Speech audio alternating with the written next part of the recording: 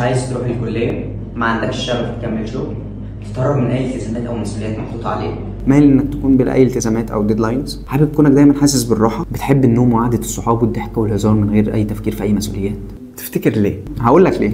لان دي ببساطه ظاهره بقت منتشره دلوقتي قوي، هي مش جديده بس ظاهرها بقى اكتر مع الانترنت والسوشيال ميديا ووسائل الترفيه الكتيره. وعشان كده هنتناقش في الحلقه دي عن ظاهره التسويف الاستعلاء. وايه هو التسويف؟ التسويف ببساطه انك تاجل شغل مهم وتبدله بحاجه سهله او ممتعه تخليك تحس بانك مرتاح. وزي ما قال الباحث بيرزستيل في كتابه ذا بروكراستينيشن ايكويشن سنه 2010، التسويف هو الفجوه بين النيه والعمل. انا ناوي اذاكر، لكن امتى هتذاكر؟ انا ناوي اخلص الشغل اللي ورايا، بس الاول لازم اعمل كوبايه قهوه وارتب المكتب واسكرول في الفيسبوك شويه. كل حاجه الا الحاجه المهمه. وتفتكر هو ليه بنسوف؟ مخنا ما بيحبش الالتزام، التاسكات الصعبه بتعمل توتر، فالمخ بيهرب منها وبيختار المتعه السريعه. دوبامين هات من فيديو او لعبه او اكله او حتى النوم.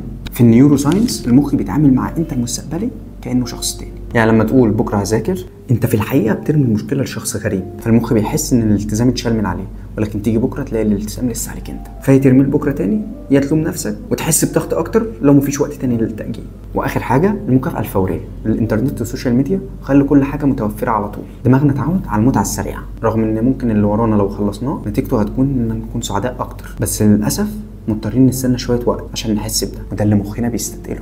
فبقى صعب نستحمل تاسك او شغل طويل وممل، دايما هتحس ضغط وقلق مزمن، لان اللي مأجله بيرجع يجري وراك، انتاجيتك بتقل، فبالتالي بتضيع فرص كتير على نفسك. جلد ذات، تحس انك فاشل رغم ان المشكله مش كارثيه، لانها بنسبه كبيره في العادات مش فيه. في دراسات من جامعه كارلتون بتقول ان الطلاب اللي بيسوفوا درجاتهم اقل ومعدلات التوتر عندهم اعلى، وده زي ما قلنا من شويه. طيب وايه الحل؟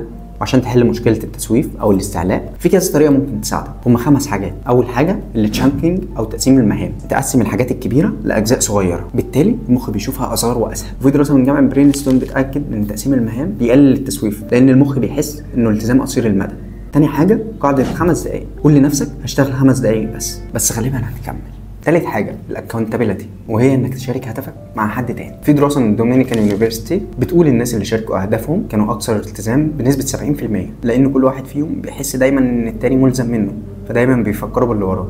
ودي عاده الانسان، انه عنده دايما قدره رهيبه على الزام غيره، ولكن ما بيقدرش يعمل ده مع نفسه غالبا. رابع حاجه اكتب ديدلاين واضح، ما تسيبهاش عايمه، لو التاسك ملوش ميعاد المخ هيسوفه على طول، لانه هيحس دايما ان في وقت. خامس حاجه قلل مصادر التشتت، ومش بالضروره ان ال5 حاجات دول ينفعوا معاك، لان حل التسويف انك تبدا دلوقتي. ومن وجهه نظري التسويف مش كسل، هو خداع للذات، لانك بتدي نفسك احساس براحه مؤقته، لكن بتدفع ثمن ده بعدين بقلق وضغط وجلد ذات. ظاهره الاستعلاء او اللي بنسميها التسويف دي عاده محتاجه تدريب عشان تقدر تغيرها، بس بطل استعلاء وطبق الحلول. في المره الجايه اللي هتلاقي نفسك فيها بتاجل، افتكر ان اللي بيعمل كده مش صعوبه اللي وراك، لكن دماغك اللي عايزه المكافاه السريعه. بس السؤال بقى، هتفضل عبد للتسويف والراحه المزيفه والمكافآت السريعه، ولا تبدا تخف استعلاء وتسيطر على نفسك وتواجه مسؤولياتك واحده واحده؟ بس القرار في ايدك. وفي نهايه الحلقه لو عجبتك ما تنساش اللايك والاشتراك وتشير الحلقه مع صاحبك عشان يبطل استعلاء